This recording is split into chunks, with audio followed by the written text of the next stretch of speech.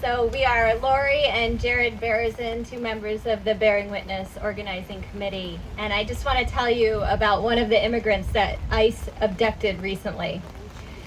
Magdaleno Leno Pineda Avalar, a 42-year-old man, was walking on the sidewalk in Somerville, heading to work from his apartment. Unmarked vehicles pulled over and the agents, one wearing a U.S. Marshal's vest and two wearing vests that said police, questioned him. They ran his face through a facial scanning app. In a recorded video, the agents can be heard agreeing that Leno is a, quote, lawful immigrant after confirming his identity. That is, he is a legal immigrant with no criminal record. They chose to detain him anyway because, as one agent said, Leno, quote, fit exactly the description of the problem we're here to address. Despite even a city councilor witnessing this abduction, the agents would not state where they were taking Leno. Presumably they brought him here for processing, but he wasn't allowed to make any phone calls or hire a lawyer. 68 hours after his abduction, we learned that Leno was imprisoned at the Plymouth County Correctional Center, where we believe he is still being held today. Now I'd like to read you a quote. They dealt with me just like I was some hardened criminal. They had chained me all the way down to my legs, and they tied my legs to something in the floor so there would be no way for me to escape. They talked with themselves. It was a long ride. I didn't know where they were taking me, but finally I assumed it must be to one of the state prisons after we had been gone so long. That kind of mental anguish is worse than dying, riding mile after mile, hungry and thirsty, bound and helpless, waiting and not knowing what you're waiting for, and all over a traffic violation. This quote is from Martin Luther King Jr.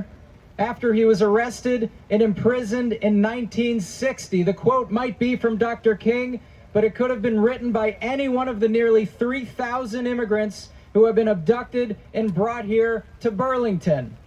This quote could have been written by any one of my ancestors who were dragged from their homes by the Tsar's allies or taken from the streets by Nazi police and brought to concentration camps.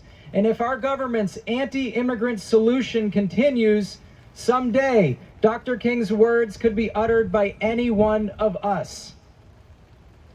At the Yom Kippur Vigil outside this facility, I met a high school student who told me that some of her friends witnessed an ICE abduction while riding home on the school bus.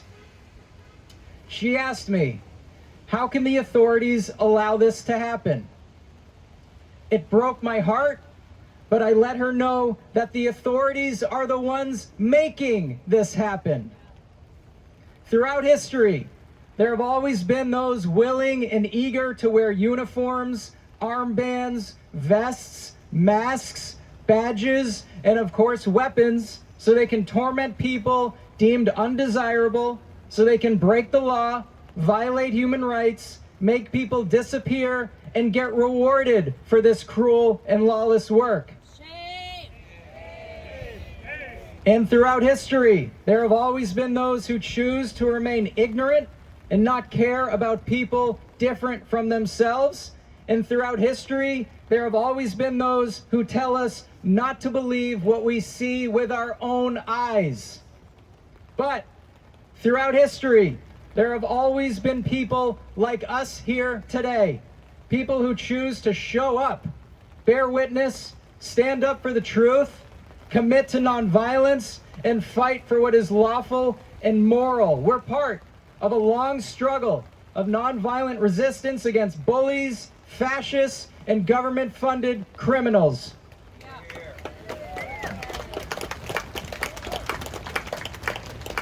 Now, over these past 25 weeks, our numbers have grown from 2 to 700, but we still have a very long way to go to ensure that there are more of us out here than there are of them.